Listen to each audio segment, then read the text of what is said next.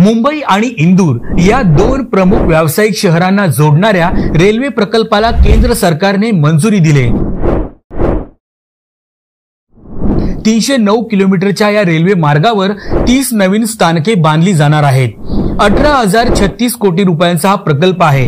हा नवीन रेल्वे मार्ग प्रकल्प सुमारे 1000 गावं आणि सुमारे 30 लाख लोकसंख्येला जोडेल।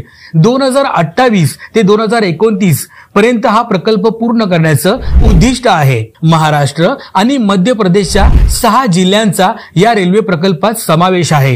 इंदूर आणि मनमाड दरम्यान हा प्रस्तावित रेल्वे मार्ग थेट संपर्क सुविधा प्रदान करेल। त्यासोबतच प्रवासाची गतिशीलताही सुधारेल।